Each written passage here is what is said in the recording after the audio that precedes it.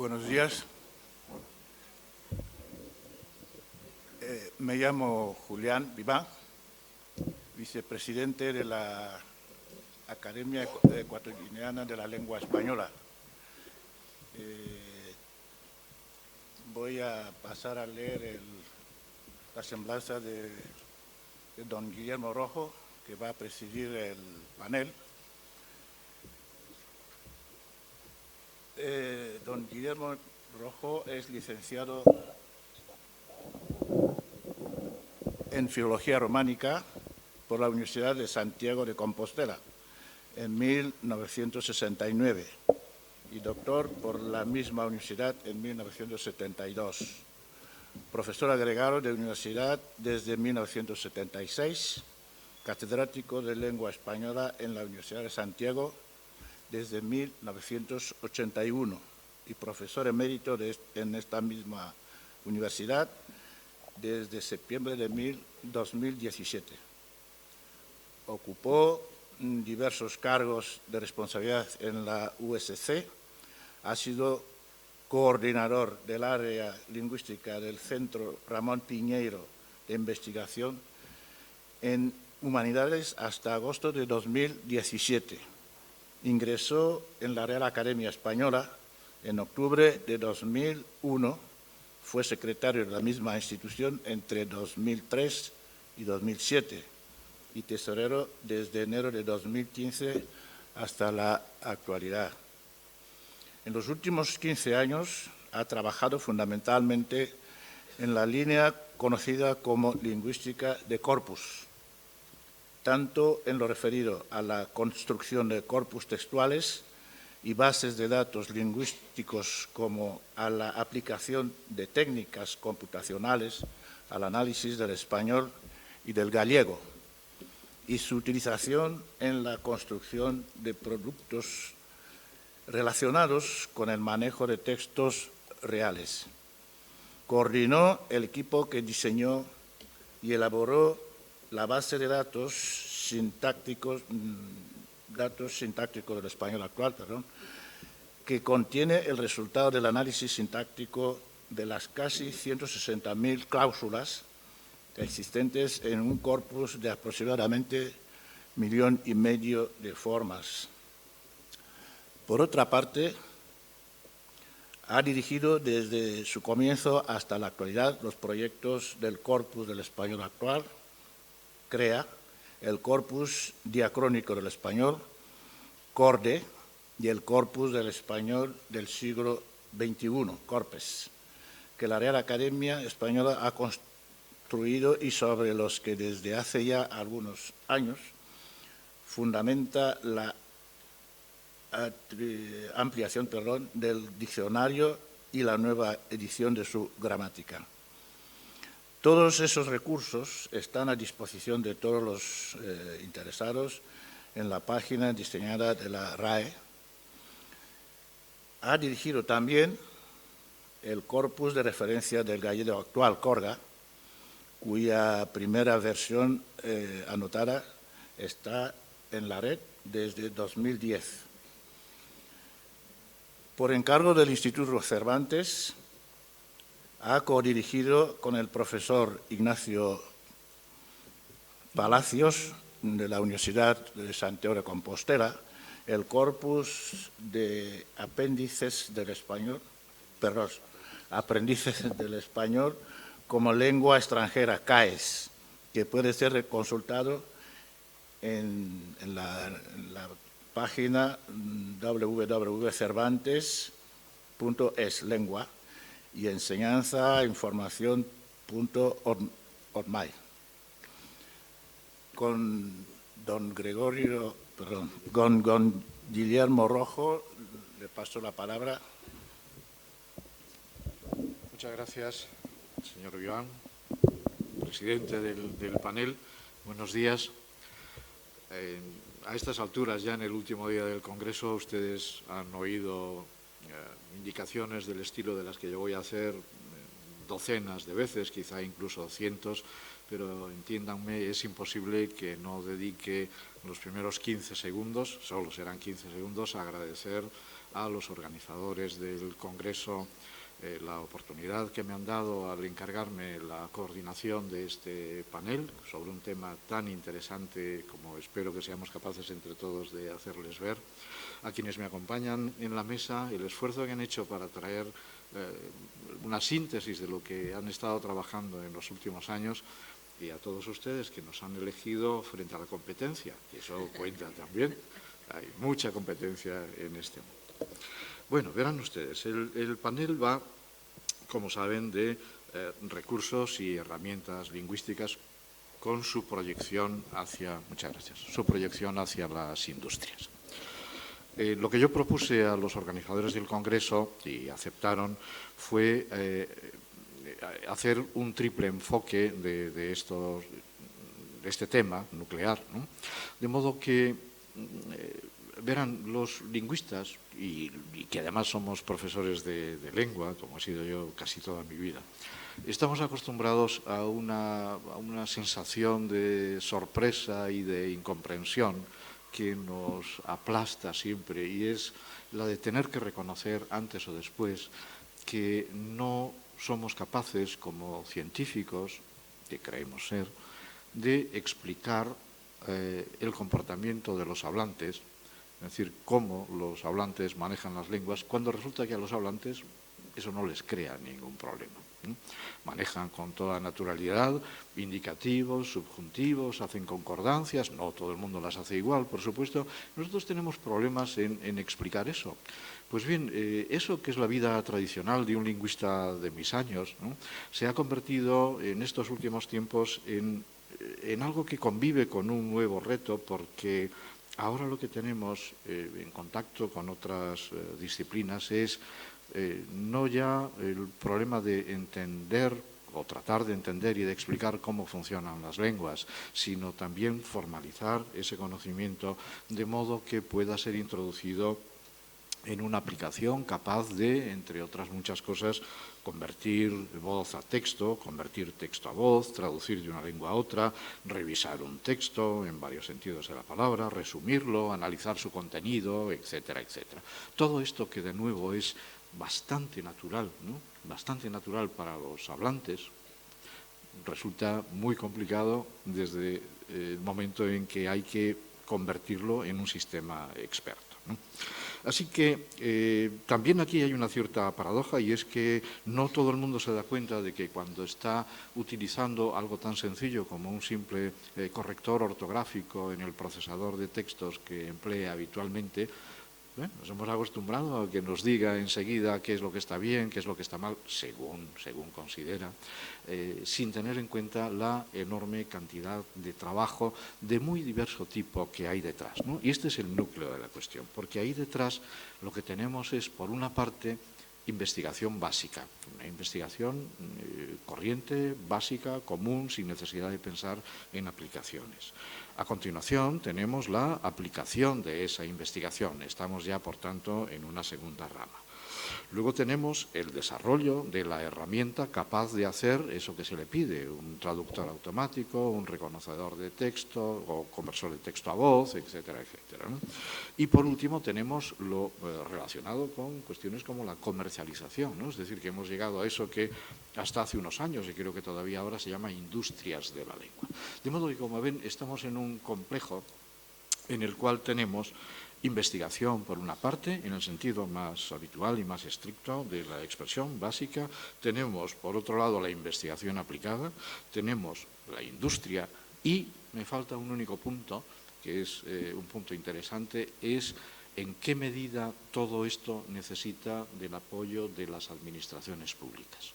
Porque todo esto es largo, es complejo, es caro, y naturalmente no se puede pedir a industrias que desarrollan productos que cuestan mucho dinero que lo fabriquen todo desde el principio.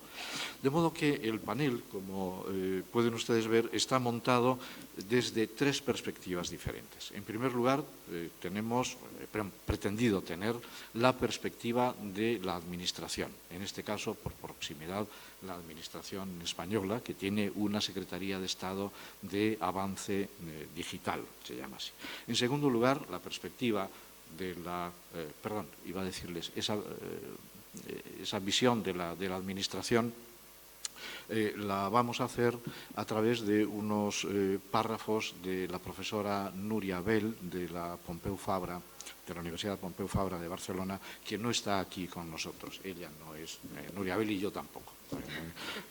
Pero voy a leer su texto. Un ataque inoportuno de ciática ha impedido que la tuviéramos aquí con nosotros, pero ha tenido la gentileza de mandarme un texto que yo les leeré dentro de un momento. Así pues, ella va a proyectar sobre todos nosotros la perspectiva de qué es lo que se está haciendo en una administración en concreto, la española y la de la Unión Europea. Luego tendremos la investigación, de la cual la perspectiva investigadora también aplicada, a cargo de la profesora Laura Alonso y del profesor Gerardo Sierra. Y, por último, la perspectiva desde la industria, que nos hará don Ricardo Baeza. Pero todo está un poco mezclado. Tiene que estarlo, además, porque aquí las fronteras no son nítidas, no son claras, hay una aplicación de lógica difusa para todo esto, de modo que este trabajo es un camino continuo de entrar y salir, algo más básico, algo más aplicado, se cierran esos que llaman los círculos virtuosos, ¿no? De modo que se obtienen unos valores añadidos que son beneficiosos para todos ellos. Bueno, pues con esta introducción, si les parece, pasamos al núcleo de la sesión. Yo voy a ir presentando a las personas que me acompañan en la mesa a medida que vayan haciendo sus intervenciones. Voy a leer en primer lugar el texto que me ha mandado Núria Bel. Núria Bel es catedrática contratada de Tecnologías del Lenguaje en el Departamento de Traducción y Ciencias del Lenguaje de la Universidad Pompeu Fabra en Barcelona e investigadora también del Instituto de Lingüística Aplicada de la Universidad Pompeu Fabra. Sus líneas de investigación están relacionadas con la traducción automática, el procesamiento del lenguaje natural y los recursos lingüísticos, área en la que ha participado y coordinado diferentes proyectos del Programa Marco de la Unión Europea y en la que ha publicado más de 100 artículos científicos. Es miembro de la Junta Ejecutiva de la Red de Excelencia Europea desde noviembre de 2013 y desde octubre de 2016 es también miembro de la Junta de la Asociación Europea de Recursos Lingüísticos y Evaluación, la conocida habitualmente por las siglas ELRA, que muchos de ustedes conocen perfectamente.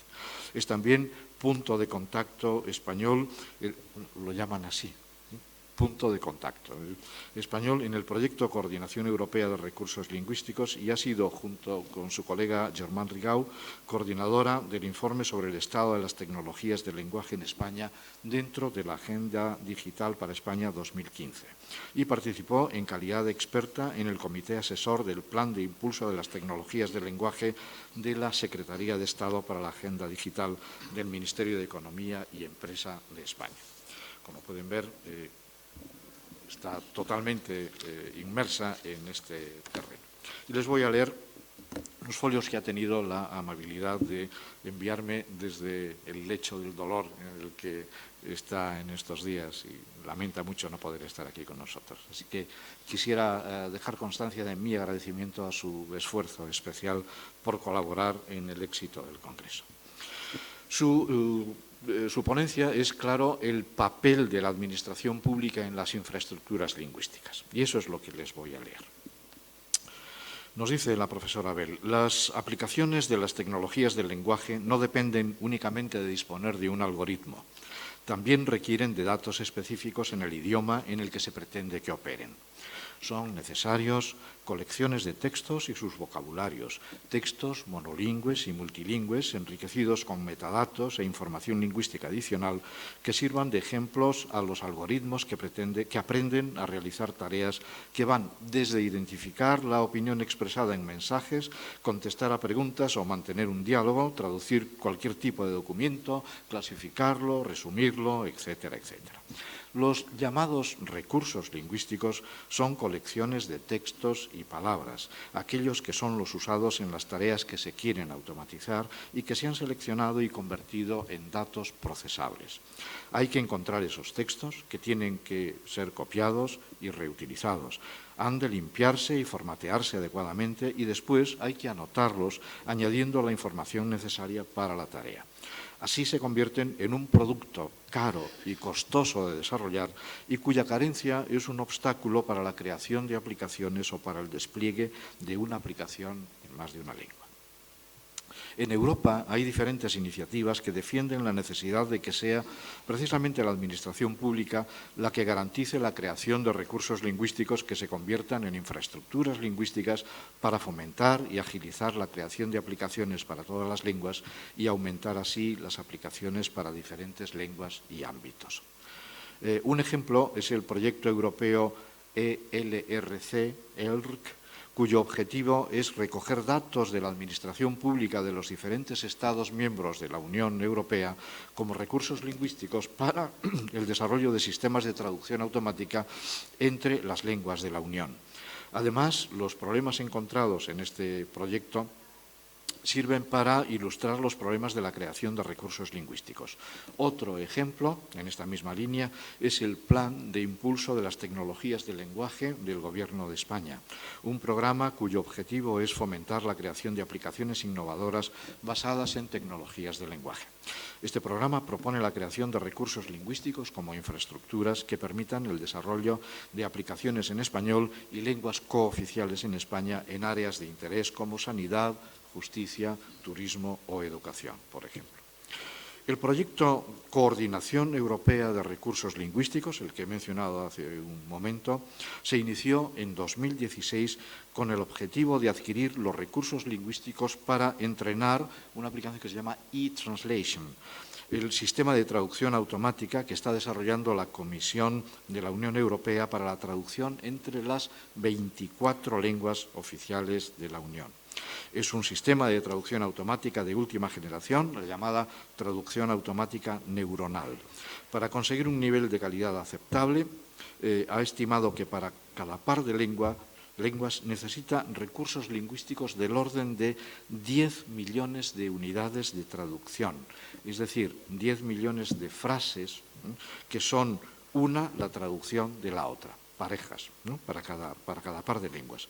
El proyecto ya cuenta con las memorias de traducción de la Dirección General de Traducción de la Comisión Europea, que se ha convertido en un recurso muy solicitado para desarrollar traducción automática.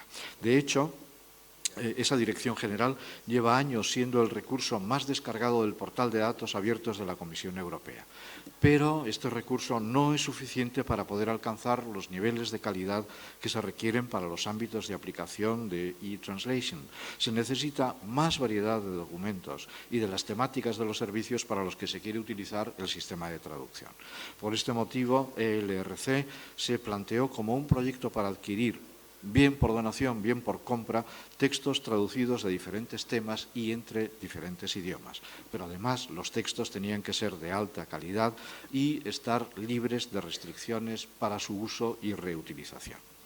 Se propuso obtener datos de las diferentes administraciones públicas de los Estados miembros, ya que a partir de la Directiva Europea de Reutilización de la Información del Sector Público, los datos generados y custodiados, es decir, también documentos y sus traducciones procedentes de esos organismos, eran considerados datos abiertos y, por tanto, reutilizables.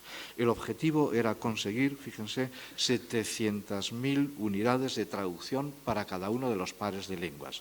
Y no olviden que estamos hablando de 24 lenguas en el interior del mundo, 24 lenguas oficiales a ese nivel. Es decir, alrededor de 35.000 páginas de texto, que según una estimación de costes hipotéticos para producir desde cero las traducciones necesarias, hubiera supuesto alrededor de 1,7 millones de euros para cada par de lenguas.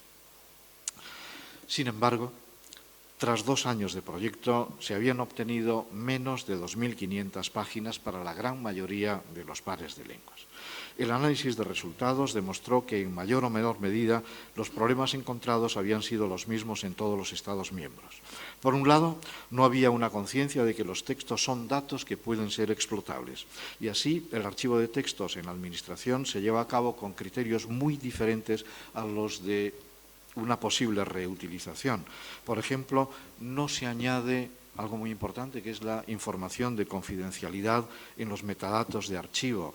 ni la lengua en la que está escrito se archiva en un formato que es, para decirlo rápidamente, un escaneado fotográfico en lugar de hacerlo en formato de texto digital. Por otro lado, se constató que a pesar de las directivas europeas sobre este tema, todavía hay una considerable incertidumbre legal sobre qué son datos públicos cuando se refiere a documentos y en especial sobre quién en la cadena de mando puede autorizar la reutilización por terceros de estos datos. El proyecto ha ido solucionando estos problemas y los resultados obtenidos hasta el día de hoy están en una página que ustedes pueden conseguir con facilidad. Esta experiencia, la de LRC, puede servir de guía sobre cómo la Administración Pública de los Estados puede ser proveedor de recursos lingüísticos si esos documentos se comparten como datos abiertos, como ya se había hecho con las memorias de traducción de la Dirección General de Traducción de la Comisión Europea. Estas memorias se han convertido en un producto lingüístico utilizado por los desarrolladores e investigadores en traducción automática de todo el mundo, pero no contienen suficientes datos. Tenemos a su lado productos como Google Translate y algún otro, que son traductores automáticos que utilizan también la tecnología neuronal con la que se han conseguido resultados de calidad espectacular, aunque no, claro está, para todos los pares de lenguas. Por ejemplo, las lenguas que actualmente cubre el traductor DeepL son únicamente alemán, inglés, francés, portugués, italiano, neerlandés, polaco, ruso y español, mientras que Google Translate traduce entre 103 lenguas distintas, aunque, como todos ustedes saben, con diferente calidad, también con diferente tecnología para los pares de lenguas de los que se disponen menos datos que hayan podido entrenar el sistema. Nótese, dice la profesora Abel, que los conjuntos de datos de entrenamiento de los pares de lenguas de mayor calidad superan los 300 millones de unidades de traducción. El Plan de Impulso de las Tecnologías del Lenguaje de la Secretaría de Estado para el Avance Digital del Ministerio de Economía y Empresa es un programa estratégico para fomentar el desarrollo de herramientas de tecnologías del lenguaje, traducción automática y sistemas conversacionales en lengua española y también en las lenguas cooficiales en España. El plan TL, que es como se conoce habitualmente, tiene una inversión inicial prevista de casi 90 millones de euros entre 2016 y 2021 y tiene como objetivo garantizar la disponibilidad de aplicaciones en español y lenguas cooficiales en España, aumentando el número, la calidad, la variedad y la disponibilidad de recursos y herramientas y, de forma más innovadora, hacer que la propia Administración Pública sea usuaria de las tecnologías del lenguaje en áreas como, por ejemplo, la sanidad, la justicia, turismo y educación, áreas en las que estas tecnologías pueden proporcionar nuevos servicios o quizá servicios más eficaces. Entre otras acciones, el plan ha previsto el desarrollo de recursos lingüísticos con función de infraestructuras, es decir, datos y procesadores lingüísticos para el español y las lenguas cooficiales que serán de acceso abierto. Así, en el marco de un convenio de colaboración entre esta Secretaría de Estado y la Real Academia Española, que se firmó en diciembre de 2017, se trabaja en la construcción de un corpus textual de español actual. La Academia está encargada de diseñar, adquirir y anotar con información lingüística de diferentes características el corpus textual, así como de la gestión de los derechos para su posterior distribución en tanto que datos abiertos. Pues bien, con el desarrollo de recursos para lenguas y ámbitos determinados, las aplicaciones de las tecnologías del lenguaje pueden ser un factor de innovación en un amplio abanico de ámbitos. Como hemos visto, la calidad de esas aplicaciones depende, además del algoritmo usado, de la calidad y la cobertura de los recursos lingüísticos disponibles para su desarrollo. El desarrollo de recursos, termina la profesora Abel, es caro y es también responsabilidad de la Administración Pública crear protocolos de reutilización de los datos lingüísticos que ella misma produce en sus actividades y fomentar la creación de otros recursos como contribución a una infraestructura que pueda ser útil a investigadores y desarrolladores de nuevas aplicaciones. Hasta aquí el texto que la profesora Abel nos ha enviado. Muchas gracias.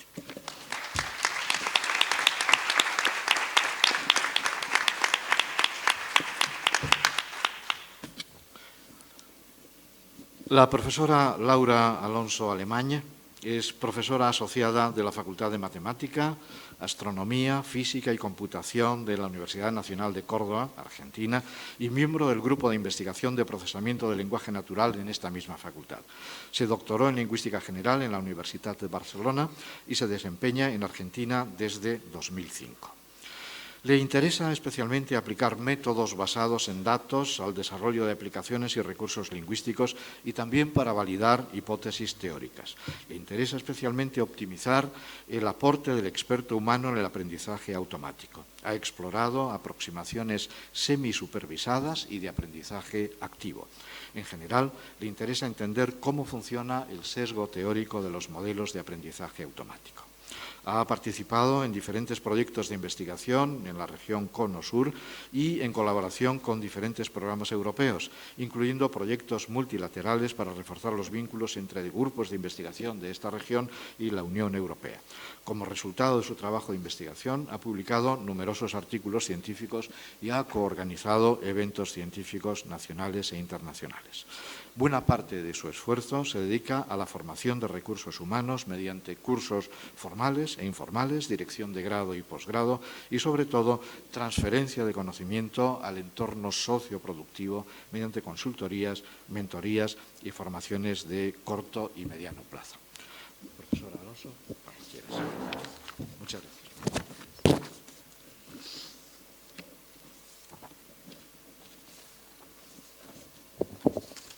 Bueno, ante todo, quiero agradecer mucho esta oportunidad de explicar un poco otra perspectiva, que es la mía, pero que también es la de la gente que tengo alrededor, acá en Córdoba y en mi lugar de origen en Barcelona, y cómo entre todos estamos intentando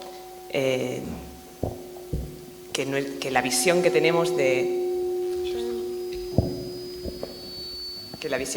de cómo podrían funcionar bien las cosas en lingüística computacional cada vez sea un poco más cercana. Espero que puedan entender este pidgin que tengo yo después de casi 15 años de vivir en Argentina, donde ya no sé qué castellano hablo, ya no lo hablaba muy bien por empezar, así que, bueno, espero que se entienda. Bueno, yo vengo a contarles la historia de un círculo virtuoso, ¿sí? De cómo es cierto que es difícil, pero que a largo plazo, siempre pensando en a largo plazo, las cosas pueden llegar a suceder. Y en esto me acuerdo de una cosa que me dijo justamente Nuria Bell cuando yo era estudiante de doctorado y estaba en ese momento en que ya nada tiene sentido y uno no sabe muy bien por qué tiene que terminar su tesis.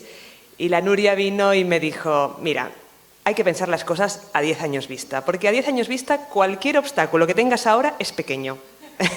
Y eso la verdad que me ayudó mucho a terminar la tesis y en todas las cosas que he venido haciendo después. Cuando yo llegué aquí, recién recibida de doctora, había muy poca gente en Argentina porque era 2005, en 2005 había mucha gente que se había ido del país porque no había continuidad, no había proyección a futuro, pero había muchas ganas, porque si hay algo que hay en Argentina verdaderamente son ganas, ¿sí? Había muchas ganas de hacer cosas, entonces la gente se acercaba y me decía, qué interesante esto que haces de las aplicaciones lingüísticas. Mira, yo justo en mi empresa o acá en esta institución pública tenemos todo este problema o toda esta aplicación relacionada con el lenguaje natural, que le decimos nosotros al lenguaje humano. Desde la parte computacional al lenguaje humano se dice lenguaje natural, porque el que no es natural es el de los ordenadores, ¿no? ¿Qué podríamos hacer? Y yo, desde mi torre de marfil, desde la academia, decía, bueno, pues podríamos hacer esto y esto y esto y esto. ¿Y esto funciona? No, decía, no es seguro, o sea, tienes que asumir un riesgo, ¿sí? Y eso, en un contexto donde veníamos de una crisis económica muy importante, era algo que era muy difícil de asumir. Un riesgo tan grande como el que estamos acostumbrados a manejar las personas que podemos darnos el lujo de tener visión a largo plazo, que somos justamente las personas que estamos en el Estado, en la parte pública, ¿sí? Entonces, yo ahí aprendí que había que salir de esa torre de marfil y hacer un esfuerzo por ponerse en el lugar del otro y decirle, mira, a largo plazo es la visión que tiene sentido tener, porque esto es a largo plazo, ¿sí? El lenguaje natural es una cosa muy compleja. Pensarla a corto plazo no tiene sentido.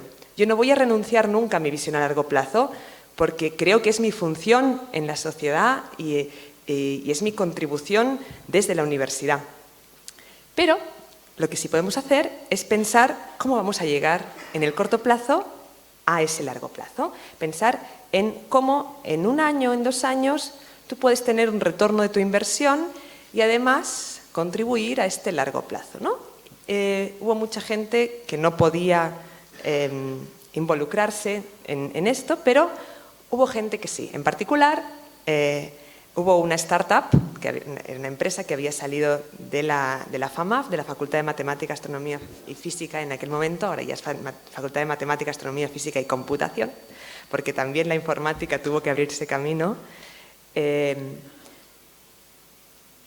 que compartían un poco esta visión, pero desde el lado industrial. Y dijeron, bueno, entendemos esto, vamos a ver, ¿qué tenemos que hacer? Por ejemplo, recuerdo el primer proyecto grande que tuvimos, fue un proyecto de traducción automática.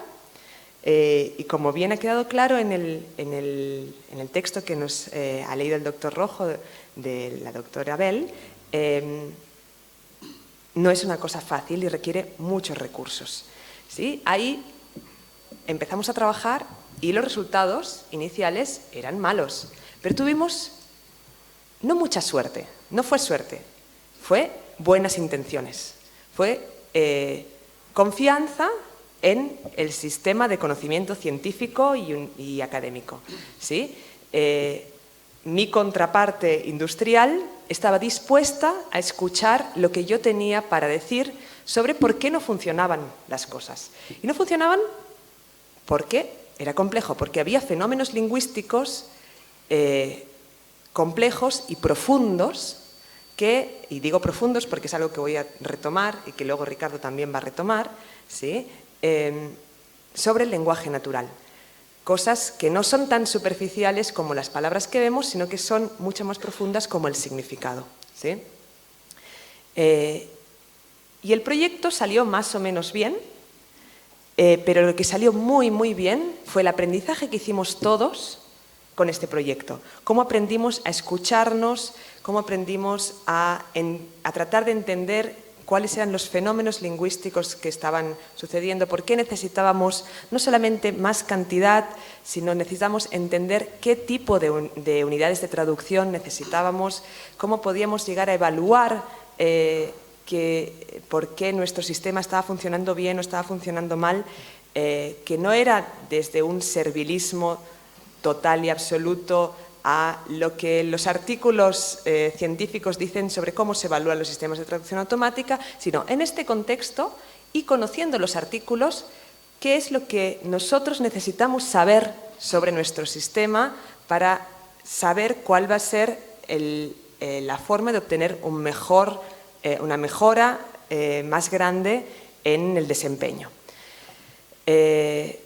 Después de esto vinieron varios proyectos más, de los cuales muchos fueron financiados por la propia empresa y muchos contribuyeron a crear recursos y herramientas lingüísticos que se ponían disponibles públicamente con el convencimiento de que eso era una inversión a largo plazo para mejorar la imagen de la empresa, ¿sí? Pero también crear un ecosistema donde hubiera otras personas que a partir de esos recursos crearan herramientas que también iban a estar disponibles públicamente y luego las iban a redundar también en beneficio de la propia empresa, para crear una sensibilización general de todos los potenciales clientes de que todas estas cosas relacionadas con el procesamiento automático del lenguaje no son ciencia ficción, sino que efectivamente se pueden hacer y funcionan. Y se desarrollaron recursos pues, de análisis de sentimientos en Twitter, que es como lo que está más de moda, ¿no? Lo que más se ve, pero también recursos de extracción de información, que parece todavía que sea ciencia ficción, parece que estemos hablando con la Enterprise, ¿no? Cuando decimos extracción de información, y no, es una cosa que efectivamente se usa y funciona bastante bien cuando el problema se puede definir de la forma en que va a funcionar más o menos bien. Y así fueron pasando los años, ¿sí? Y de vuelta, lo más valioso que estábamos obteniendo en todo este proceso de proyectos, recursos, mejorar la imagen de la empresa, sensibilizar a nuestro entorno, no era esto, sino que era la formación de todas las personas involucradas, desde los técnicos informáticos a las gerencias, no solamente de esta startup que era Maquinalis, hasta las empresas con las que íbamos a hablar cada vez que se planteaba un proyecto nuevo. Y llegó el momento de la explosión de la inteligencia artificial. Vieron que ahora en todas partes se habla de inteligencia artificial. En ese momento todo el mundo empezó a querer hacer muchos proyectos relacionados con el lenguaje natural, porque ustedes saben que el lenguaje natural está en el núcleo de la inteligencia artificial, ¿no? Hay visión, robótica, lenguaje natural, es el núcleo de la inteligencia artificial. Entonces todo el mundo se acercaba y quería hacer cosas, y esta empresa, como muchas otras, no tantas en Argentina porque es un país en donde hay pocas empresas de estas, pero como muchas otras en el mundo, justamente estaban en el lugar adecuado, en el momento adecuado, porque habían tenido una visión y habían confiado en que había una oportunidad ahí. Y lo que nosotros vimos de muy positivo ahí es que, a diferencia de otras empresas que se dedicaron a hablar superficialmente sobre cosas que no conocían muy bien, la gente que estaba en Maquinalis sí conocía muy bien de lo que estaba hablando, se habían estado formando durante mucho tiempo. También Maquinalis había tenido una sinergia muy buena con la universidad, por la que los estudiantes terminaban su carrera, no abandonaban la carrera para irse a trabajar, sino que desde la empresa se promocionaba que terminaran la carrera. Entonces, en ese momento, donde muchos proyectos fallaban porque la gente vendía cosas de las que no sabía, en esta empresa no solamente se vendían cosas de las que sí se sabía, sino que empezó a propagarse una cultura, ¿sí? Era la empresa confiable para hacer cosas, era una empresa que sí sabía de lo que estaba hablando, y empezó a propagar una cultura de hacer las cosas no solamente poniendo las palabras de moda, sino preguntando sobre las implicaciones de lo que se estaba haciendo, preguntando por los fenómenos lingüísticos subyacentes, preguntando sobre los recursos lingüísticos necesarios, sobre su disponibilidad, sobre si los recursos resultantes de un determinado proyecto se iban a poner disponibles públicamente o no, si se iban a poner disponibles, el precio del proyecto era otro, ¿sí? Incorporando el análisis de riesgo dentro de la planificación y diciendo, bueno, esto es lenguaje natural, hay un riesgo porque no lo conocemos, esto es investigación, hay que tener un respeto por la investigación, nosotros vamos a cumplir con un mínimo, pero a partir de ahí hay un margen de error que es propio del objeto de estudio porque no lo conocemos suficientemente bien. A partir de esto se instaló en el entorno industrial de Córdoba la palabra cortoplacista como insulto. ¿Sí? Hay muchos otros insultos, ¿no? Se sigue diciendo que por ahí nosotros somos, nosotros la universidad, como que vivimos muy en nuestra Torre de Marfil, pero entró a competir cortoplacista con los otros insultos, lo cual para nosotros fue muy bueno porque la investigación básica no se proyecta a un cuatrimestre vista, se proyecta a 5 años vista. Bueno, como resultado de este impacto cultural, hemos tenido muchos beneficios. Ahora podemos salir a hablar con diferentes actores del entorno socioproductivo y en lugar de decirnos, no, este riesgo es algo que yo no puedo asumir, es, bueno, ¿qué implica esto? ¿cuáles son las cosas a mediano y largo plazo que me van a traer esto? Podemos pensar en subsidios, ¿no?, en subvenciones que nos permitan hacer esto. ¿Qué otros sectores quedan beneficiados por esto? Estamos empezando a pensar más como ecosistema porque nos damos cuenta de que esto es un fenómeno muy complejo y que merece ser abordado desde las diferentes perspectivas. Esto nos implica, por ejemplo, que tenemos un respeto desde estos interlocutores como son la industria, como son las instituciones hacia la universidad, donde nosotros decimos necesitamos que la gente se forme, donde nos vienen a pedir necesitamos que la gente se forme desde esos otros lados y nos piden formaciones, nos piden que los estudiantes terminen la carrera, que demos formaciones específicas, no de una semana. Sí, al principio, antes de la explosión esta, venían y te decían, he conseguido un cliente de Estados Unidos, le he dicho que sé de esto, ¿me puedes dar un curso de 15 días para saber de esto? Lo cual, sistemáticamente, terminaba en un drama, ¿no? Actualmente, nos están pidiendo formaciones de no menos de un año, lo cual se inserta muy bien con nuestras capacidades y nuestras voluntades como universidad. Sí, bueno, no quiero alargarme más porque entiendo que tenemos cosas muy interesantes para escuchar, pero quería sencillamente dejar aquí una reflexión. Hace mucho tiempo alguien dijo que el lenguaje natural es muy importante porque todo el conocimiento humano está expresado en lenguaje natural. Esto que es tan obvio para todos nosotros que trabajamos con lenguaje natural, no era tan obvio hace un tiempo. Me parece que entre todos los actores involucrados y no con una posición de privilegio sentando cátedra hacia nuestros interlocutores, sino desde una interacción, que es lo que esperamos que cuando terminemos de hablar nosotros desde aquí arriba pase aquí en esta sala, pudimos lograr entenderlo todos mejor, tanto los que no lo habían pensado así como nosotros mismos. Y me parece que de eso hay muchas cosas buenas para salir. Gracias por participar.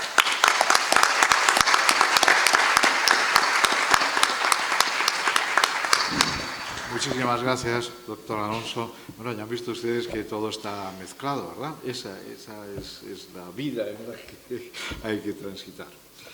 Bueno, Gerardo Sierra, que es quien va a hablar a continuación, es ingeniero civil y maestro en lingüística hispánica, ambos por la UNAM, la Universidad Nacional Autónoma de México, y doctor en lingüística computacional por la hoy Universidad de Manchester. Desde 1999, y con el apoyo de las autoridades del Instituto de Ingeniería de la UNAM, forma el Grupo de Ingeniería Lingüística, un grupo de investigación formado por estudiantes que van desde la licenciatura hasta postdoctorado y cuya principal característica es que abarca las tecnologías del lenguaje y la información desde varias perspectivas teóricas y aplicadas. En la actualidad, Gerardo Sierra es investigador titular B de tiempo completo dentro del Instituto de Ingeniería. Es parte del Sistema Nacional de Investigadores nivel 2. Cuenta en su haber con distintos cargos y nombramientos, entre los que resaltan jefe y fundador del Grupo de Ingeniería Lingüística, miembro de la mesa directiva y fundador de la Asociación Mexicana para el Procesamiento del Lenguaje Natural, miembro de la Comisión Dictaminadora de la División de Ingeniería Eléctrica de la Facultad de Ingeniería y miembro del Consejo Universitario de la UNAM. Ha sido responsable de continuos proyectos patrocinados de tecnologías del lenguaje, entre los que se incluyen para la Comisión Nacional de Seguridad o Empresas de Salud y Análisis de Medios Masivos de Información. Ha publicado 3 libros y más de 100 artículos en revistas, capítulos de libros y artículos arbitrados de congresos. Profesor Sierra, eso es todo. Muchas gracias.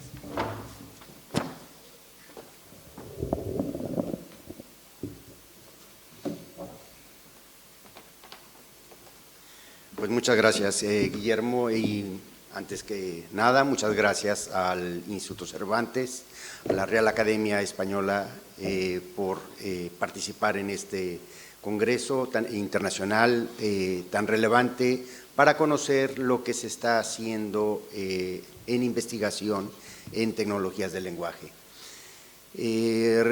Realmente teníamos una buena propuesta de Guillermo, hemos tenido una buena propuesta en ver lo que se está haciendo en investigación y bueno, tenía preparado un speech que después de la plática de Nuria, o lo que leyó Nuria Bell a través del mismo Guillermo, o de lo que nos ha presentado Laura, bueno, no tengo mucho nuevo que decir.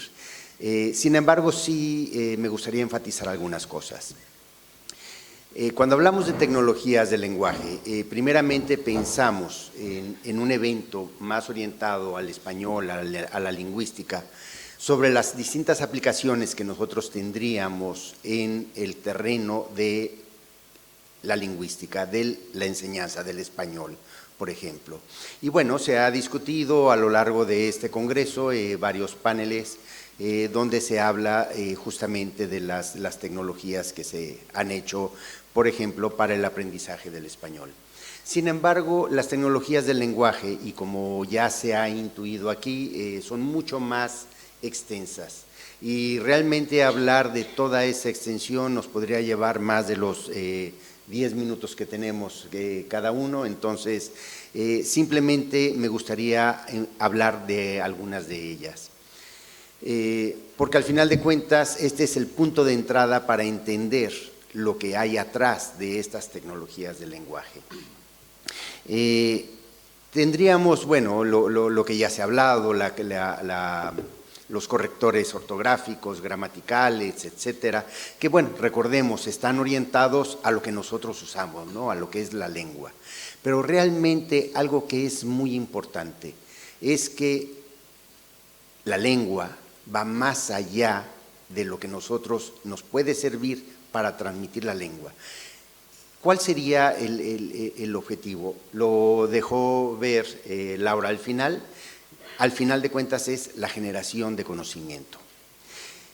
¿Cómo se genera este conocimiento? A través del manejo de la información.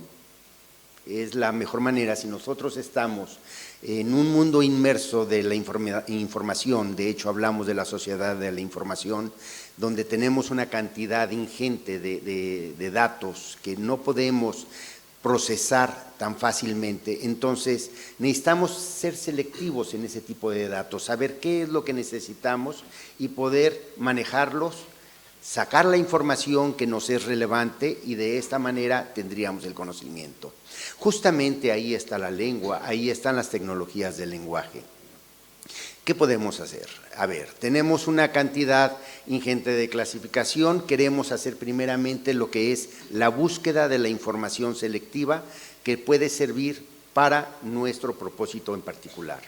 Sobre búsqueda de información, aquí tenemos a uno de los grandes expertos, si no el más grande experto, que es Ricardo Baeza Yates, donde justamente nos podría hablar infinitamente acerca de lo que es la búsqueda de información, el manejo de información.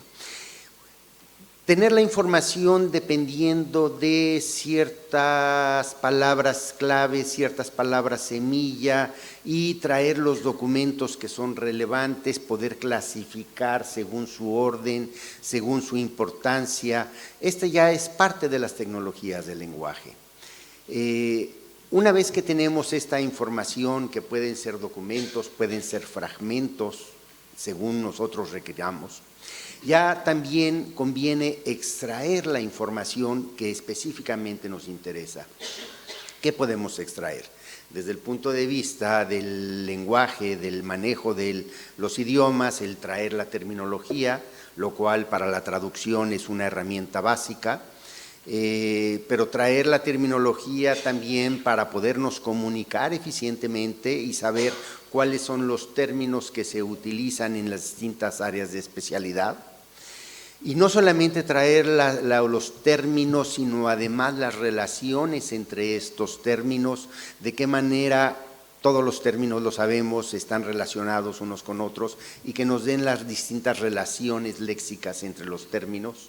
El poder obtener las definiciones de los mismos y no solamente, y aquí me disculpo, no solamente por los lexicógrafos, que nos dan un gran aporte, pero justamente ayer en una de las pláticas nos hablaban de los términos, cómo son sesgados las definiciones.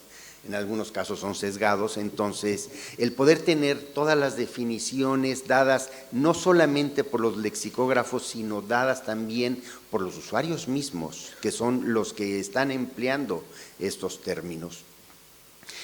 Y bueno, eso es en cuanto a los términos, pero también hay otras cosas que es necesario saber, lo que nosotros denominamos entidades nombradas, datos específicos, fechas, nombres, las proteínas, los minerales, las enfermedades, las causas, las consecuencias, son entidades nombradas que es necesario extraer, y también desde el punto de vista legal, por ejemplo, saber qué se hizo, dónde se hizo, cuándo se hizo, cómo se actuó, y poder ordenar todos estos datos en tiempo, cronológicamente, para saber qué fue un antecedente, cuál fue la consecuencia, qué se procedió después. Entonces, tener la seriación de todos estos eventos es otra parte importante. Tenemos sistemas pregunta-respuesta y resumen automático, como ya nos ha hablado Laura, pero también un terreno que es muy interesante es la cuestión de la lingüística forense. En la lingüística forense tenemos una amplitud de investigaciones, de trabajos, como es, por ejemplo, la atribución de autoría, saber quién es el autor de determinado texto, que a veces no conocemos, conocer también detección de plagio y de paráfrasis, lo cual nosotros como profesores es necesario que conozcamos si los trabajos que nos están dando nuestros alumnos son realmente de ellos o están siendo copiados. Y hay varios sistemas que se han dedicado más que nada a la cuestión de plagio, que corresponde a un copy-paste, que bueno, pues eso es relativamente fácil de conseguir, pero el problema está en cuando estamos hablando ya de paráfrasis. Y en el caso de paráfrasis hay sistemas en los cuales se puede llegar a detectar simplemente la similitud entre dos oraciones, poderlas ordenar para ver si son relevantes, si están hablando de lo mismo, y lógicamente ya corresponderá al supervisor, a la persona que está revisando, saber si existe o no plagio o paráfrasis. También podemos hablar de lo que son la detección de perfiles, el perfilado automático, el conocer qué tipo de gente es la que está utilizando o está escribiendo. Recordemos que las tecnologías del lenguaje, aquí hay una amplitud. No solamente son los textos escritos, sino también los textos orales, como se habla, se dice, que las llamadas telefónicas, pero también el texto tecleado, que es sumamente importante y que, bueno, es un poco una combinación entre la parte oral y la parte escrita. Entonces, en conocer los perfiles, identificar, por ejemplo, por el género, por las preferencias, por la orientación, por el grupo etario, por el nivel sociocultural, lo cual nos permite justamente llegar a resolver problemas de seguridad cuando a veces queremos saber quién está escribiéndole a nuestros hijos y saber si realmente es la persona que dice que está haciendo. Pero no solamente eso, sino también con cuestiones de salud. Por ejemplo, el perfilado para detectar si existen rasgos de esquizofrenia, rasgos de depresión, que puede ser muy benéfico para justamente detectar o ayudar a quienes tienen tendencias suicidas, inclusive detectar el Alzheimer a través de los rasgos léxicos. Hay muchos estudios sobre eso que de hecho estamos realizando en el grupo de Ingeniería Lingüística. La generación de textos es otra parte que también es importante. El análisis de sentimiento, de opinión, los sistemas de recomendación. Bueno, me gustaría irme entonces, hacer todos estos sistemas. Ya no es solamente suficiente contarlo o verlo desde el punto de vista del del análisis lingüístico, que ya de por sí tenemos muchos problemas, desde las cuestiones fonéticas, fonológicas, morfológicas, léxicas, sintácticas, semánticas y pragmáticas, que son todos los niveles que tenemos que considerar, sino que es necesario irse a otras ciencias. La ciencia de ingeniería en computación es una de ellas, las ciencias matemáticas, la bibliotecología, los estudios de la información, en fin, la psicología, la psicolingüística. Hay muchas ciencias que realmente tienen que converger para poder atacar estos problemas. Y finalmente, ahora, un problema que habla Laura, todos estos desarrollos, si bien se han tenido grandes avances, hay que considerar que todavía falta mucho por trabajar. En cuestiones de recursos lingüísticos se ha hablado mucho de la cuestión de corpus, se habla de los corpus que existen en español, pero también hay que considerar que necesitamos corpus paralelos, y corpus paralelos sobre todo con las lenguas minoritarias, con las lenguas originarias. Entonces, en este sentido, hay mucho trabajo que realizar, hay mucha complejidad, porque las mismas lenguas originarias tienen una diversidad por regiones y por otro lado no hay una normalización, y entonces implica mucho trabajo para tratar de llegar finalmente a tener traductores automáticos que puedan servir para beneficiar a esta población. Coincido plenamente con Laura en el trabajo que hace falta con las empresas. Un punto que quiero considerar, sí hay mucho interés por las empresas y coincido con ella. Es muy fácil llegar para las empresas, ustedes tienen el conocimiento, vimos que ustedes ya saben hacer tal sistema y entonces simplemente quiero que nos lo den, ¿no? O que nos apliquen. Al final de cuentas, lo que creemos es, si tú detectas plagio, aquí te van unas tesis y quiero que me digas. No estamos acostumbrados a eso, o sea, somos grupos de investigación, llegamos a la parte de desarrollo, pero no hacemos innovación. Falta este vínculo entre la industria y la investigación a fin de poder tener un avance fuerte en las tecnologías del lenguaje. Falta invertir en la política de la ciencia, en la gestión económica e industrial para el apoyo a las tecnologías del lenguaje. En eso estamos. Muchas gracias.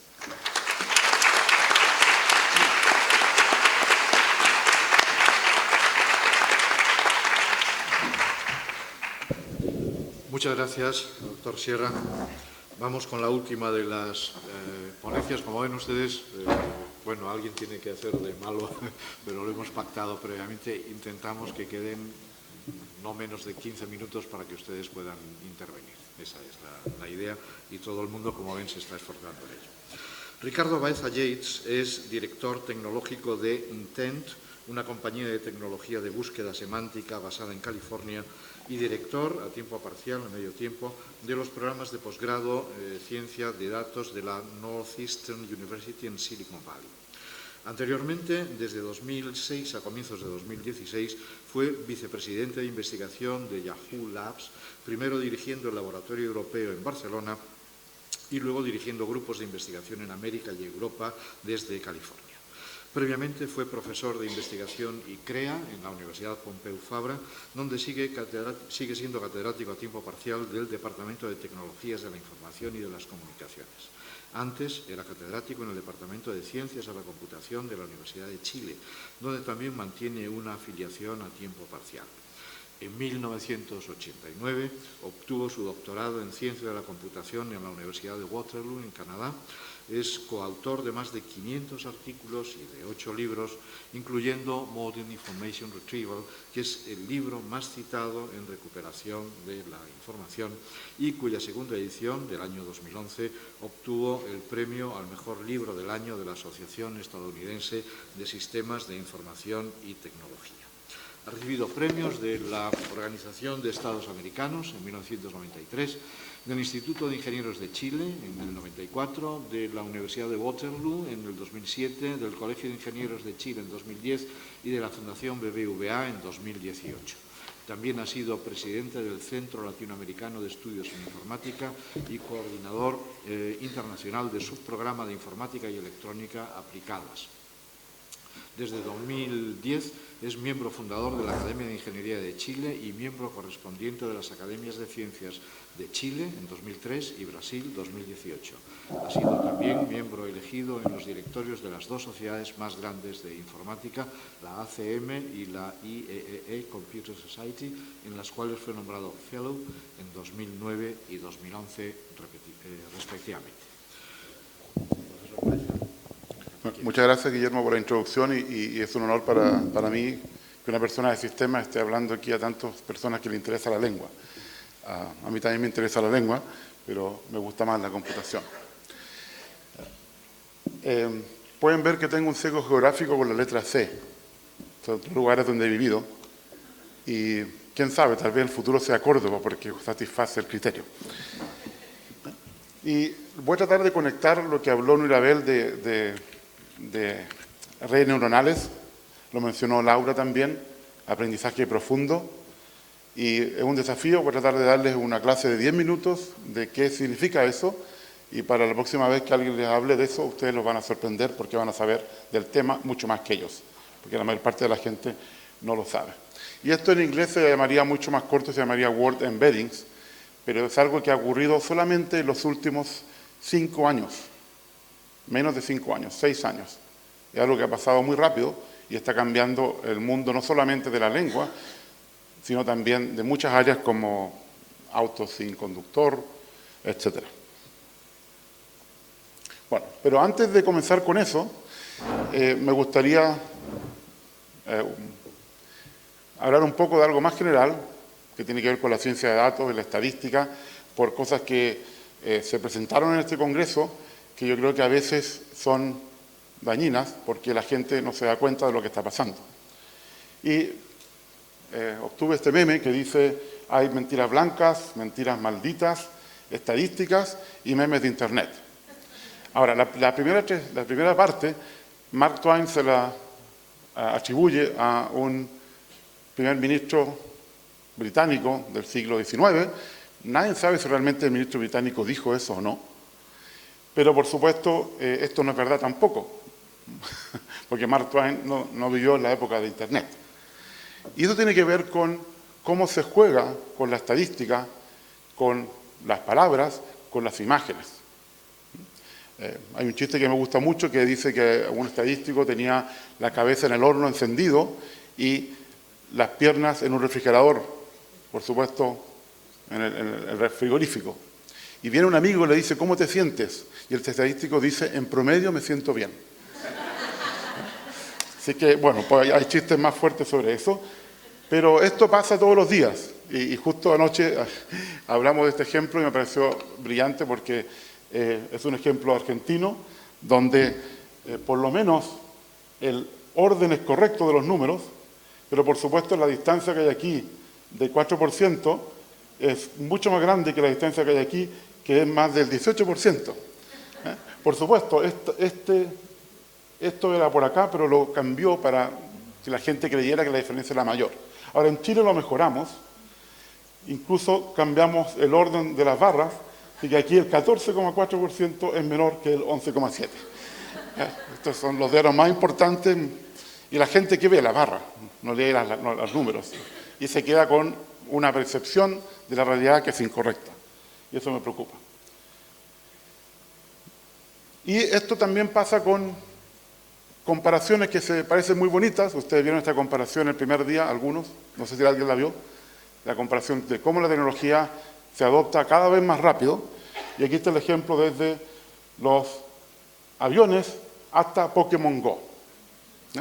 Esta es una comparación completamente ficticia. ¿Por qué? Porque primero no toma cuenta el precio. Si uno ya tiene un teléfono celular, puede tener Facebook, Twitter, Angry Birds y Pokémon Go gratis. Por supuesto que el número de usuarios va a ser mucho más grande. ¿Ya? Y por supuesto tampoco podemos comparar cuando comenzaron los vuelos comerciales, donde la gente tenía mucho menos capacidad económica, que ahora donde si uno no tiene un teléfono inteligente es como de otro planeta. ¿No es cierto? Así que si tomamos en cuenta eso, todas las tecnologías gratis, entre comillas, no podemos contarlas porque sería como dividir por cero. Ahora, si tomamos en cuenta, bueno, ¿quién habría viajado en avión hace 50 años si le hubieran dado un pasaje gratis? Muchos, ¿no? Pero no fue así. Y si tomamos en cuenta, por ejemplo, el valor actualizado de la tecnología o cuánta gente vivía en ese momento, esto también es una comparación que no es válida, porque cuando comenzaron los aviones vivía la mitad de la población que vive ahora, y tampoco se puede comparar. Si hacemos el ajuste, este gráfico cambia totalmente. Así que hay gente que hace estos gráficos, que son bonitos, pero que no dicen nada. Así que, por favor, la próxima vez vean qué variables no se consideraron en el análisis. Bueno, vayamos a lo que quería hablar, la aritmética de las palabras. La primera representación que se usó en los años 60 fue lo que se llama una bolsa de palabras. Es decir, tomamos un documento y piensen que es como un conjunto de palabras y los juntamos en una bolsa. No interesa el orden que tenían. Ahora, parece que esto es como un pecado, pero funciona. Y en ese mundo podemos pensar que cada palabra es una dimensión. Por ejemplo, banana es este 1 aquí y todo lo otro es 0 porque esa dimensión es la de la banana. Y para el mango tiene otro lugar, que es un 1, que es la dimensión del mango. Es decir, no importa dónde están las palabras, cada palabra tiene su dimensión. Y esto, increíblemente, permite buscar. Es muy raro encontrar un documento que tenga exactamente las mismas palabras que otro documento. Y, por ejemplo, es muy difícil encontrar la Constitución de Argentina con las mismas palabras y que signifique algo distinto. Y eso funciona. Y esto es lo que se llama el famoso modelo vectorial para recuperación de información. Nació en los 60 en la Universidad de Cornell, en Estados Unidos. Cada documento es la suma de los vectores, así que ahora tienen que imaginar que vamos a sumar todo esto, así que si un documento tiene banana y mango, va a tener un 1 aquí y un 1 aquí también. Y va a tener un 1 o un peso distinto, hay por supuesto formas de hacerlo mejor, en cada palabra que tenga. Y esta es la tecnología básica para buscar en la web. Así funcionan todos los buscadores de la web. Y son buscadores de la web, no de Internet. La gente confunde la web con Internet. Internet es la red, la web es el contenido que está ahí. Y si quieren saber más de esto, ya me hizo publicidad Gerardo, pueden usar mi libro. Y lamentablemente no consiguió que lo traduzcan al castellano, pero está en portugués, chino y japonés y coreano. Bueno, aprendizaje automático. Tenemos que mejorar esto de los vectores que sirven para buscar, pero no sirven para entender qué dice el documento. Solo sirve para buscarlo. ¿Y qué podemos hacer? Podemos usar esta técnica, que es un subconjunto de la inteligencia artificial. Es un subconjunto de la inteligencia artificial, es una parte, pero es la que ha tenido más éxito. ¿Y cómo funciona? Muy simple. Muy simple desde el punto de vista conceptual, implementarlo un poco más complicado. Ponemos muchos ejemplos aquí, y con esos ejemplos el sistema aprende a reconocer algo y genera un modelo que está optimizado para, en la evaluación que se hace, tener el mayor éxito posible. Y después vamos a tener un caso nuevo que no hemos visto, y vamos a tener que cruzar los dedos para que ese modelo lo haya visto antes y genere la respuesta correcta. Pero por supuesto no es perfecto y ustedes escuchan exactitud del 90%, exactitud del 80%, porque a veces se equivoca, es una predicción, no es la verdad. Ahora, ¿cuántos ejemplos necesita un niño para ver su segundo gato? 1. Los humanos aprendemos de otra manera, aprendemos muy rápido. Las máquinas son completamente tontas, necesitan miles de ejemplos para entender lo que es un gato. Y en otra charla tengo un gato mirado desde abajo de una mesa de vidrio y ningún programa va a saber que es un gato. Ahora, uno de los modelos más usados, que ya lo mencionaron también, que es una red neuronal. Es una similitud con el cerebro, cómo funciona. Cada nodo ahí es como una neurona. Y básicamente hay muchos parámetros que uno tiene que optimizar, que son cómo la señal de esta neurona de entrada va a una neurona escondida y qué hace esta neurona escondida para pasársela, por ejemplo, a la neurona de salida. Esto no es nuevo. Esto comenzó en los años 40 y hay mucha gente que trabajó en esto en los años 50 y 60. No es nuevo. Y servía, pero era muy difícil calcular estos parámetros porque eran muchos. No había suficientes datos y no había suficiente capacidad de cálculo. Pero ¿qué ha pasado hoy en día? Hoy en día tenemos lo que se llama Big Data, datos masivos. Tenemos gran capacidad de cálculo porque hay unos procesadores especiales que se llaman GPUs, Graphical Processing Unit, que fueron inventados por los juegos de video y ahora se usan más para hacer aplicaciones de aprendizaje automático. Ahora, muy importante lo que está aquí, no siempre es inteligencia y podemos discutir si un programa que, por ejemplo, le gana al mejor jugador de Go del mundo o al mejor jugador de ajedrez del mundo es inteligente o no, porque no funciona como una persona, no hace lo que haría una persona, pero generalmente la mayor parte del tiempo es un cambio de representación. Cuando un sistema de esto aprende que esto es un gato y escribe la palabra gato, no tiene ni idea de lo que es el gato. Lo único que pasó de una imagen a texto. No tiene el concepto que nosotros tenemos, que es mucho más rico que la palabra gato. Es decir, pueden pensar lo que es como una traducción léxica, sintáctica, pero no una traducción semántica. Tenemos que hacer algo más. Y ahí usamos el contexto. El significado de las palabras depende del contexto. Aquí hay un ejemplo donde el contexto es muy pequeño, son solamente 2 palabras antes y después de la palabra, y vamos avanzando en el texto intentando leer ese contexto, y lo que hacemos es optimizar una red para que entienda cada palabra en su contexto.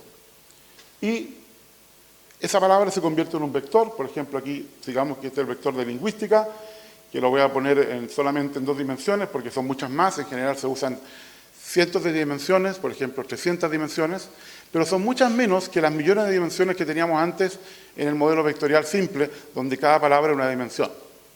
Pueden pensar que estas dimensiones capturan semánticas de las palabras. Por ejemplo, esta puede ser la dimensión de género, si la palabra es más o menos femenina o masculina. O, por ejemplo, una dimensión si tiene que ver con las plantas. No sabemos cuál, porque el sistema genera esas dimensiones. El sistema aprende a reconocer diferencias. Es una caja negra. Pero lo importante es que eso captura la semántica de ellas. Y esto pasó con un trabajo muy importante que se llama Word2Vec, solamente hace poco más de 5 años, del 2013. Muy nuevo. Y aquí voy a terminar los últimos 4 minutos solamente mostrándole ejemplos. Y estos son en 3 dimensiones, son muchas más dimensiones, pero para que entiendan la idea. Por ejemplo, si tenemos hombre-mujer y tenemos rey-reina, bueno, estas distancias, ahora no es la distancia del coseno, sino es la distancia euclidiana, van a ser similares, o por ejemplo en conjugaciones verbales, por ejemplo caminando, caminó, o nadando, nadó, o incluso cosas como capitales y países. Van a estar aproximadamente en las mismas posiciones de estas transformaciones. Son transformaciones de palabras a vectores. Aquí otro ejemplo, vean que este grupo son cosas de la casa, estos grupos son aparatos eléctricos, incluso de la marca de los aparatos LG, etc. Las cosas que se usan en el mismo contexto quedan más juntas. Y entonces tenemos la aritmética de las palabras, y esto es la parte más mágica y la más bonita. Si ahora yo digo, marido menos hombre más mujer, eso es esposa. Pasamos ahora, o puedo decir Santiago menos Chile más Argentina, eso es Buenos Aires. Es decir, le quito parte de la semántica y le agrego la semántica que quiero relacionada y funciona. Es mágico. ¿Por qué? Porque está en el contexto, por eso pongo el poder del contexto. Cómo usamos las palabras influye en cómo es la semántica. Y, por ejemplo, aquí hay una visualización de la Wikipedia, donde hay distintos tipos de cosas. Aquí están todas las películas, aquí están todos los álbumes, aquí está toda la ciencia, aquí están todas las páginas que desambiguan palabras polisémicas, etc. Todas quedan juntas porque se usan para el mismo propósito. Incluso, si usamos 2 idiomas distintos, por ejemplo, aquí tenemos inglés y castellano, las distancias donde quedan estas palabras son parecidas. Es decir, si en inglés aquí dice caballo, el caballo está más o menos en la misma parte del castellano en la transformación. O sea, aquí dice cerdo, va a aparecer en el lugar correcto. Perro, perro, vaca, vaca. Es decir, incluso podemos ahora encontrar, si yo tengo una palabra aquí, ¿cuál es la palabra que voy a hacer en castellano? La traducción, porque es la palabra que más se parece en el espacio del otro idioma. Estamos comparando 2 espacios con muchas dimensiones. Ahora, no todo es... damos un ejemplo, voy a dar un ejemplo de lo que está pasando. Esto pasó el año pasado, o sea, menos de un año. La mejor transformación de palabras se llama ahora BERT, que lo hicieron en Google. Y este contexto es no direccional como les mostré antes, que era de izquierda a derecha, sino que toma cada palabra y mira el contexto hacia el infinito, hacia los dos lados. Y eso es lo que mejor funciona aquí. Y esto es un problema de preguntas y respuestas. Se supone que los humanos podemos tener 82% aquí, o 91% de esta otra medida, y esto es mejor que los humanos. Y aquí hay que tener mucho cuidado, porque ¿qué significa ser mejor que los humanos? Por ejemplo, supongamos que ustedes hacen un examen a sus estudiantes y todos sacan 100%. ¿Qué pensarían? ¿Que todos son genios?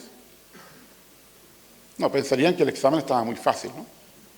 Así que eso es muy importante. ¿Cuál es la herramienta de evaluación? Todas las herramientas de evaluación son parciales, son finitas, tienen sesgos. Y muchas de ellas ni siquiera son evaluaciones que las personas hacen todos los días. Es decir, son evaluaciones ficticias en el sentido que los seres humanos no hacen eso. Así que tengan cuidado cuando alguien le diga 97%, ustedes quieren preguntar, ¿pero me muestras el examen? Para ver si el examen era justo con los humanos. Así que cada vez que yo veo esto, digo, mejoren el examen, esos números van a bajar, y cuando tengan 90% en ese examen, yo les voy a pedir que me los mejoren de nuevo, porque las personas pueden hacer más que eso. Bueno, lo que no funciona, y con esto termino. Nadie aquí sabe turco, ¿no? Bueno, me van a creer que aquí está en turco lo que dice aquí, en inglés. Ahora, lo bonito del turco es que no tiene género en los pronombres. Así que no existe ella o él. Entonces, si yo escribo es un doctor, perdón, es un cocinero, Google lo traduce a ella es un cocinero. ¿Por qué? Porque lo que más común encuentra en los textos. O, por ejemplo, es un ingeniero, él es un ingeniero, ella no. Y así podemos llegar con todos estos ejemplos donde hay un sesgo de género. Y termino con otro parecido. Que son una comparación de dos corpus distintos. Un corpus viene de la web, este que está aquí a la izquierda. Otro corpus viene de noticias. Y estas son las palabras. Ven que hay una correlación muy fuerte, es decir, que cambiamos de texto y no cambió mucho la posición de la palabra. Y pueden ver que, por ejemplo, aquí son los términos femeninos solamente, como enfermera, bibliotecaria, niñera, peluquera, bailarina. En cambio, en la otra esquina son los términos, este es el cuadrante masculino, es el arquitecto, el capitán, el filósofo, la leyenda, el héroe. ¿No? Ahora, estos cuadrados de aquí son los asexuados. No hay tantas palabras, pero estos no tienen sexo. Ahora, estas personas que hicieron este estudio de género también tienen un problema de sesgo de género. ¿Por qué? Porque pusieron la parte negativa para las mujeres. Así que yo les puedo decir, sin ver, que esto lo hicieron hombres. Preocupados del problema de género, pero todavía lo tienen dentro de la cabeza. Muchas gracias.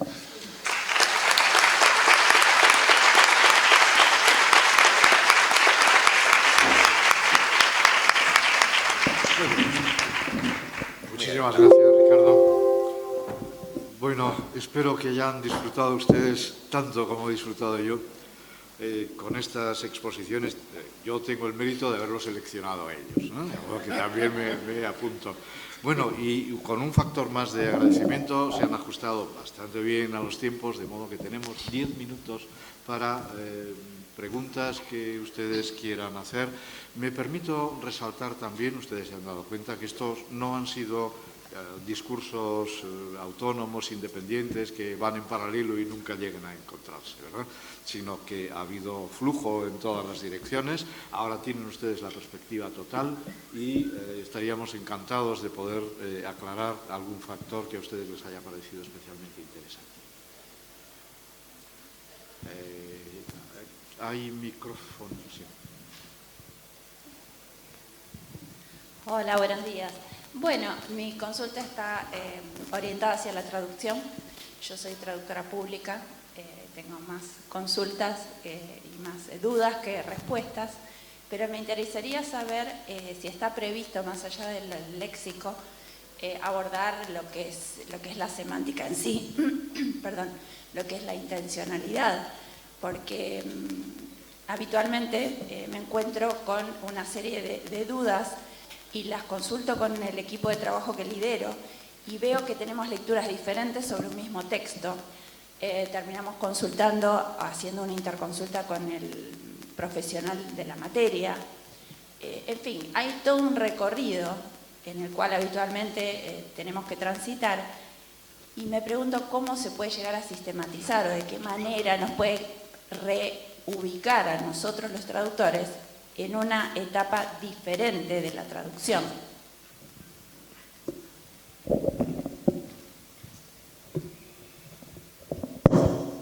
Bueno, si les parece, contesto yo, y me parece que alguno de mis compañeros puede tener Con todo gusto. cosas para decir.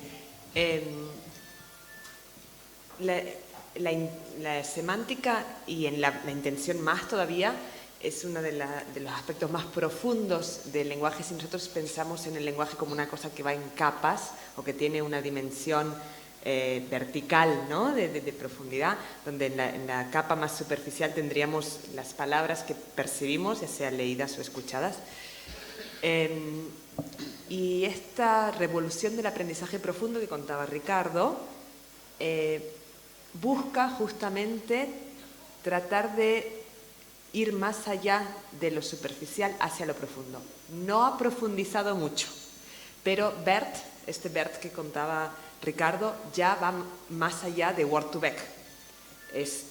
Ya es algo que llega un poco más profundo, justamente porque está tratando de representar los textos usando más contexto.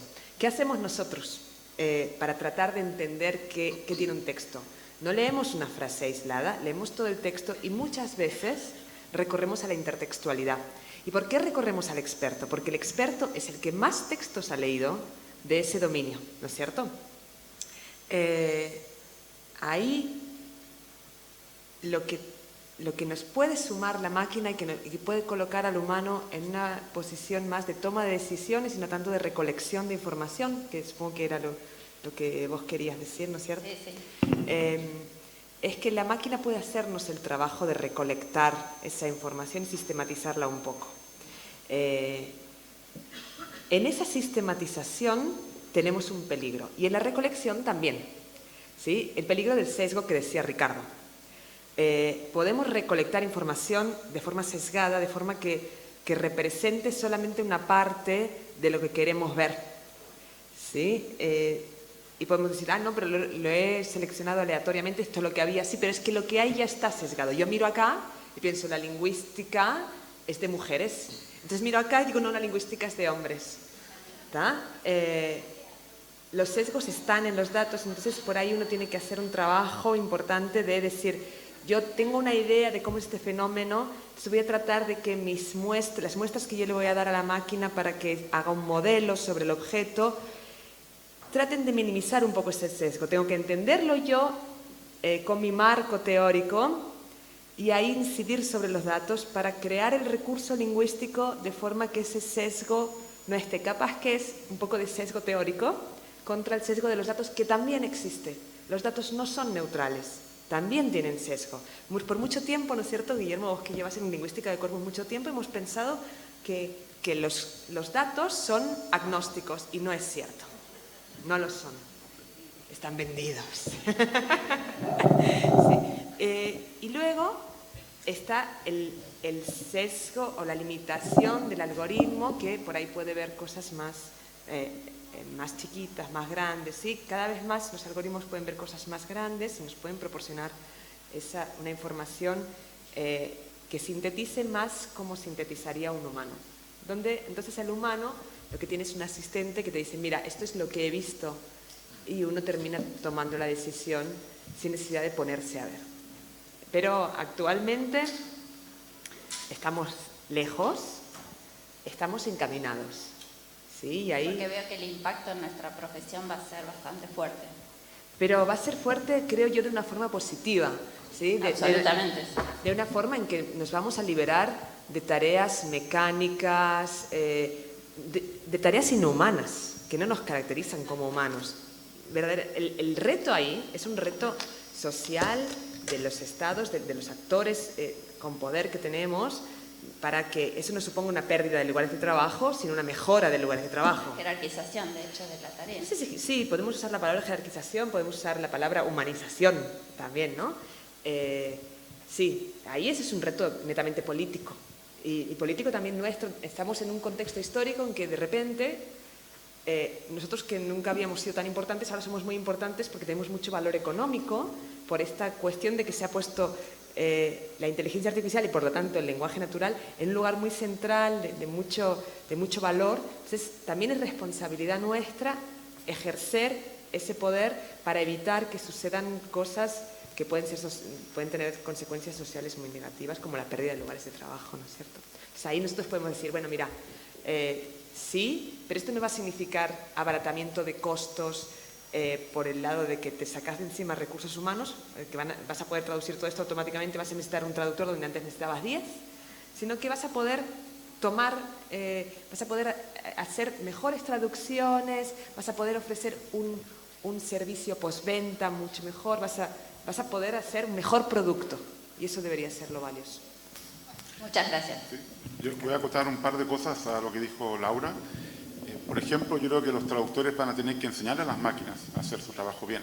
Entonces, por ejemplo, decir cuál es la complejidad de un texto a traducir. Eso es algo que sirve mucho para las máquinas, saber si este es difícil o fácil. Y luego darle ejemplos difíciles donde tú sabes cuál es la traducción correcta o la traducción con la intención adecuada y para que la máquina aprenda ese tipo de intención también. Pero si alguien no lo genera, nadie lo va a hacer y nunca va a aprender. O sea, nosotros somos los profesores de las máquinas. Y con respecto a otra responsabilidad que tenemos, es que, se me olvidó decirlo en el ejemplo que mostré de la web y de noticias, por ejemplo, en Estados Unidos aproximadamente el 70% de los periodistas son hombres, aunque hay más periodistas mujeres estudiando, así que hay otro problema. Y en Wikipedia, por ejemplo, más del 90% de los editores de Wikipedia son hombres. Y entonces no es raro que entonces tengamos estos sesgos de género. Así que lo que necesitan hacer las mujeres es escribir más. Porque nosotros no lo podemos arreglar. Yo puedo tratar de escribir neutro, pero no puedo escribir como una mujer. No lo sé, pero ustedes lo van a hacer mejor que yo. Así que por favor escriban más. Escriban en Wikipedia, escriban noticias, escriban blogs, escriban su opinión. Eso va a cambiar estos sesgos que hay en el texto. Sí, perdón, Jorge Covarrubias de la Academia Norteamericana de la Lengua Española. Quisiera hacer una pregunta, pero ante todo quisiera decir que no hizo falta ningún algoritmo para detectar las mentiras de Trump a la prensa norteamericana. Ahora, hay una vieja prueba en inteligencia artificial de que uno habla con un interlocutor secreto y trata de determinar si es una máquina u otro ser humano. Quisiera saber a qué altura estamos de esa investigación. Esa es la prueba de Turing, que está muy discutida, que es una buena prueba, pero todo depende de quién está tomando la prueba. O sea, para algunas personas se puede engañar y la persona no sabe que está hablando con una máquina. Para otras personas que saben más o que saben la prueba de Turing es más difícil. Entonces depende de cómo vaya la conversación. Si es una conversación simple y no se le pone a la máquina en aprieto, va a parecer que está conversando con una persona. Pero si uno dice, bueno, me están haciendo un examen, muchas veces no se sabe, uno puede llevar la conversación a un terreno donde la máquina no va a poder contestar. Así que todo depende de quién toma el examen. Tenemos tiempo para una pregunta más.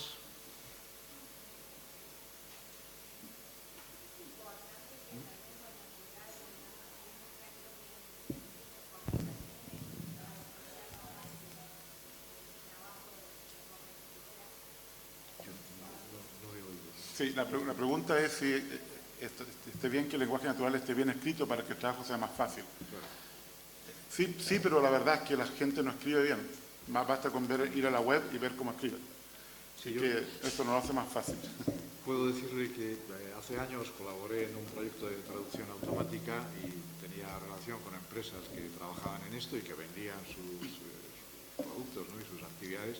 Y siempre decían que el primer trabajo que había que hacer era tomar el texto que se iba a traducir y arreglarlo en la lengua original.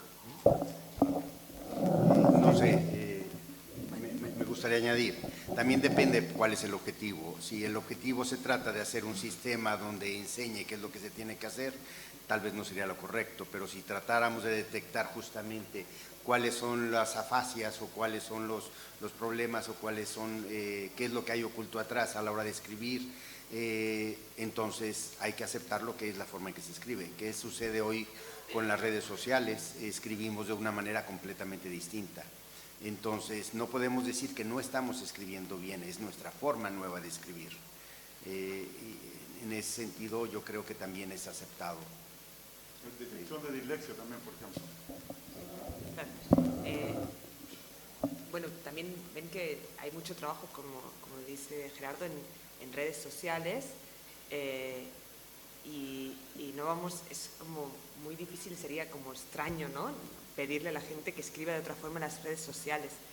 Se le puede pedir a la gente que escriba bien para un propósito determinado, pero para expresarse sería extraño que les pidamos que se expresen bien, donde son ellos quienes están creando la lengua según sus necesidades.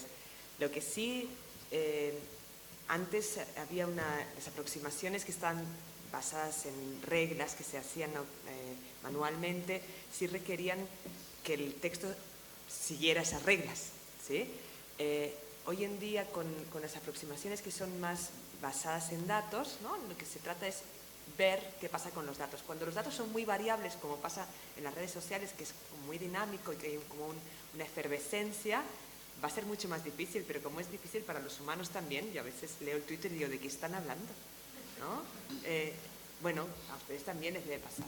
Entonces, bueno, es cuestión de, a lo mejor, incorporar esa incertidumbre también en lo que esperamos, ¿sí?, en la salida, o sea, en lo que pueden tratar nuestras herramientas automáticas. ¿Sí? Las herramientas automáticas tienen que poder tratar con la incertidumbre igual que nosotros, en humanizar las herramientas en lugar de automatizarnos nosotros. Bueno, pues esto es todo. Les agradezco muchísimo a quienes me han acompañado en esta mesa el enorme, inteligente esfuerzo que han hecho por poner aquí todos estos temas tan interesantes y hacerlo además de un modo que incluso los que estamos bastante alejados de ello lo hayamos podido entender. Y todos nosotros les agradecemos muchísimo su atención. Muchas gracias.